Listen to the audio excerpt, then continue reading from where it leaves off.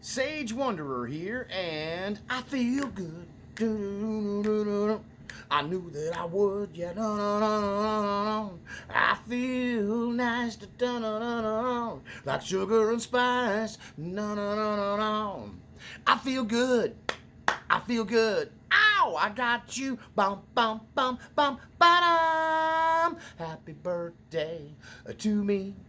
Happy birthday to me. Happy birthday, dear Sage. Happy birthday to me. Yeah. You ever have that day when you finally get over being sick, and then especially when you combine it with being snowed in off and on for 2 weeks, and now the sun's out, the temperature's rising, we're going to be over freezing today a little bit. Tomorrow we'll be in the 50s, the 60s on Sunday, and 70 degrees on Monday. So yeah, I feel good. I have a lot of reasons to feel good. You know, thank you for all of you who support the channel. Some money came in for me and I was able to pay the phone bill. So yay, I can keep making videos. If you'd like to become a contributor, there's links in the description below to keep me afloat and keep the bills paid and the lights on here in the cabin so the videos keep coming your way. But yeah, there's a lot of reasons to be optimistic. It's spring, right? It's a new year, and I have my health, and I love my job, and I'm surrounded by the love of people, especially little man and Jazzy, my little toddlers that they're not mine. I'm their adopted grandpa, but I love having them around. I get so much joy from them, and there's a reason to be on top of the world, and part of that reason is because of all the things that Donald Trump has done in the last 30 days. That's right, he's been president for just 30 days. Hard to believe he's done so much in 30 days. You know, everybody is focused on the Doge thing and how he's uncovered billions, tens of billions, soon to be hundreds of billions or even trillions of money, dollars that were wastefully spent. We're finally getting to the bottom of the $10,000 toilet seats. We understand that they've been giving millions or even billions away to ridiculous things like transgender studies in Pakistan and trans comic books in Peru, and you know, the effect of the dung beetle in northern Africa. I mean, it's just the ways they find to blow our money blow my mind. And I know that a lot of you have been just like taken aback at the amount of waste. Now we're uncovering that 120, 130, 150-year-old people exist, and they're still collecting Social Security. That's not fishy. Now the left is losing their mind, but the left is getting so much smaller and smaller, it doesn't even matter anymore. The left mainly consists of the MSNBC crowd and all the people who live off of a steady drip of that propaganda. People think that Elon Musk is a Nazi. They think Donald Trump's a fascist, and they're convinced that this is violating the Constitution, when in fact, the things that Donald Trump and Elon Musk have been doing in the last 30 days are things that should have been done in every presidency since the Constitution was signed. That in the Constitution is a not just permission to, but an encouragement to audit our own government and make sure all of the receipts add up, and that our money, taxpayer money, is being spent properly. Speaking of taxes, there's another reason to do a happy dance. It looks like Donald Trump is moving forward with his plans to eliminate the income tax in America and end the IRS. And this was just talk, but now we have 25% tariffs on a lot of different things. And I do believe that he can fund this government by shrinking it, which is what we're doing with Doge, finding all the wasteful spending, finding all the fraud, finding all of the reasons why some of these bureaucrats and even elected officials have a tiny salary, but an enormous bottom line. They have an enormous net worth with a tiny salary. Were they born rich and just decided to dedicate their time to public service? Or are they using their position to line their pockets and make themselves wealthy? Well, better look out, because that's what Elon Musk is looking for. And Donald Trump got all of his people confirmed The latest one was Kash Patel, confirmed as the head of the FBI. Now maybe the FBI will spend their time catching bank robbers and international drug traffickers and international human traffickers instead of harassing parents who go to school board meetings to express themselves and to oppose some of the things that are happening in the school. You do that in America under the Biden administration, and the FBI would come to your house and look you up and down and make you feel afraid. Maybe now we can actually go after real criminals. And so that's the other thing that Donald Trump has done in the first 30 days is he has trimmed the federal government of all these excessive employees. If you got enough employees to send agents out in the field to question some mom and dad who had a problem with a certain book that they would like their children not to be exposed to, if that's a matter of national security, if that's an international crime epidemic that the FBI has to address, you got too many FBI agents, you got too many employees. And I think that the undercover work being done by Project Veritas has uncovered the fact that the bureaucracy knows they don't do anything. There are people that have been working from home since COVID, and they don't really do anything. They answer a couple of emails a day, and they get paid top money to stay at home and get on the internet and mess with people and be trolls, right? I mean, they're not even actually doing any work from home. There's no oversight, right? They're not coming to work. Government buildings are sitting empty. We're still paying the bills. We're still running the lights. We're still keeping it climate controlled, and nobody's home because they're all back at their house working. So Donald Trump has put an end to that. He's trimming the budget down, trimming the government down, getting rid of the fraud, getting rid of the excess. And we're just 30 days in, and he's already shaken up the world. Now, there's some judges that have done some questionable things and in an attempt to try to stop Donald Trump, but I think that that's just an indicator that they're probably in on it. They're getting their little manila envelope every month for making decisions in the right way to help out their people there in the deep state. So Donald Trump is draining the swamp. This is the thing that we elected him to do the first time, and we're very disappointed. I was personally disappointed that he didn't do it. He couldn't. He wasn't able to. But here's the thing. It actually worked in our favor, Biden winning the election. Actually worked in our favor because it gave Donald Trump 4 years to put together a master plan. And let me tell you, he is absolutely executing a master plan step by step in lockstep precision. And he had 4 years to work this out. And a big part of it was getting people in these department heads, putting in people who were really not even there to do the job. They're not necessarily there to hold up the status quo. They're literally there to tear it down to the bare bones. You know, I have a friend here in this county I live in who's made a fortune out of buying homes that have been burned, been burned up, right? And you think they're a burned out Hulk. But she found out that she had the ability and learned what she needed to learn to go into a burned out house and find the bones. The bones are still good, she says. If the framework is still good and the wood is still good, you can rip it down to its frame and rebuild it for a fraction of the cost of building a new one, and then she rents it out.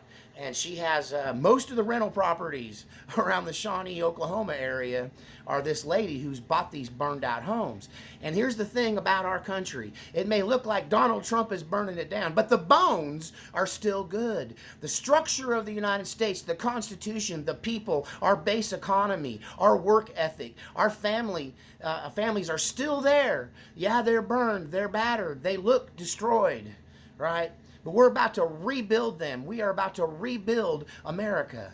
And over the next 4 years, this is going to be amazing. If he's done all this in 30 days, imagine what he's going to do in the remaining how many ever days he's got left. I mean, he just got started and he's already kicking it, right? And I mean, I just can't find anything wrong with what he's doing. Not only that, Donald Trump has ended the war in Israel, this Gaza war that made me so sick to my stomach this entire last however long it's been going on, year and a half or so. And it affected me deeply, seeing just the destruction and the mayhem and all the death, right? And Donald Trump has stepped in, put an end to that. Not only that, he has a plan for rebuilding Gaza, and I think it's going to benefit everyone, and especially going to benefit America. Right? I think he wants to build that canal through Gaza, creating a new shipping channel through the desert. And I think that's just the kind of thing that America needs right now, are some really big projects that can, instead of costing us money, it's earning us money and creating jobs and creating wealth for everyone. That's one thing I can say. Donald Trump is focused on using, in many cases, not military threats to change people's minds, but financial opportunity, economic growth, economic investment. It's like what he's doing to end the war in Ukraine, right? He's bringing both sides to the table, using the lever of American money to bring Zelensky and even Putin to the table to work this out. And if you haven't heard, all he wants for all this help we've already given to Ukraine and all the help we will probably give to them in the rebuilding process, he wants half of their rare earth minerals, which equals out to about $500 billion or 500 billion. He wants to recoup the money we gave them to fight this war to begin with. And it looks like he is really getting her done on the international stage. And I think that Zelensky has no choice but to play ball with us because, we're the one bankrolling the whole thing. The Russian flag would be flying over Kiev if it wasn't for the billions of dollars we've already sent over there. So I think Ukraine will give up a portion of their land back to Russia, and they'll be a smaller country, but they'll be a country when it's done, and they'll be a country that hopefully we can get rid of all of the corruption and all of the misuse of funds over there, and maybe we can put some U.S. investment into Ukraine and make some money for America. It's looking more and more like a prosperous, peaceful future awaits us. Now, some of you were upset with me because I pointed out the fact that I believed that the birthright citizenship executive order was unconstitutional and would likely not stand up in court, and I still firmly believe that. But here's the thing you're missing. Here's how you end birthright citizenship without changing the laws, without an executive order. Just close the borders. If there's no women, illegal immigrant women and families coming into our country, there's no anchor babies. There's no worry with this illegal immigration producing U.S. citizens if there's no illegal immigration. So Donald Trump has shut down the southern border.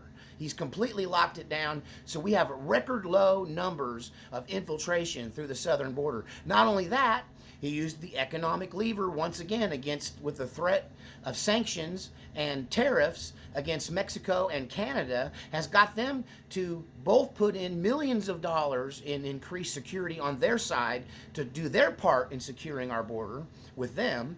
And in the case of the Mexican government, 10,000 Mexican army troops are now combating the cartel and the coyotes and the people running the border south of the Rio Grande there in Texas and other places. And so we've got these foreign governments on hand. Not only that, in Mexico, they passed a resolution there to allow the United States military to operate in northern Mexico against the drug cartels. And so I had predicted that would happen, and I predicted that if it didn't happen, we would just go in anyway, and we might be at war with Mexico. But the Mexican government has seen the writing on the wall, so to speak, and written us a blank check and open access into northern Mexico to push these cartels back and take them out of business. So you're going to see some raids.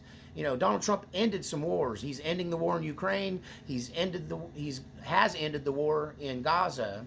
But there is going to be a new smaller, it'll look more like raids and not a war, but there'll be some smaller incursions into northern Mexico. And you know what? If you're going to spend money on foreign wars, how about at least they border your country? Why we got to spend money on foreign wars that are clear across the globe and don't touch us when our problem with the cartel is affecting every American citizen? Not only that, Donald Trump has declared these foreign gangs, MS-13 and that Venezuelan gang I can't pronounce, and he's declared those to be terrorist organizations as well. So we're going to finally see an end to this reign of terror by MS-13 and other Latin American gangs from Venezuela, and there was one today from Honduras or Guatemala that they just added to the list and shut down in a major city. That we have gang violence and criminal enterprises, burglary rings, carjacking rings, home invasion rings in the United States that are being ran by these foreign gangs. And so Donald Trump is in the process of getting rid of them. And it seems like a lot of the weight that was being borne on the shoulders of the average Americans being lifted. He's even talking about doing away with the income tax, and I think he can if he combines tariffs with a basic sales tax. Now, the sales tax would be a tax on spending money. See, you shouldn't be taxed on the money you earn and the money you save. You ought to be able to earn and save and build wealth in this country, and you have to only pay taxes on what you spend, right? And food and groceries shouldn't be on the list, right? Rent and electric bills shouldn't be taxed, but lots of other things should be taxed, and it should be a gradient scale, 10-15% on basic things like cars and home electronics, but then much higher taxes, sales taxes, on things like motorhomes and yachts and private airplanes, right? And spa visits and massage therapy and all of this stuff.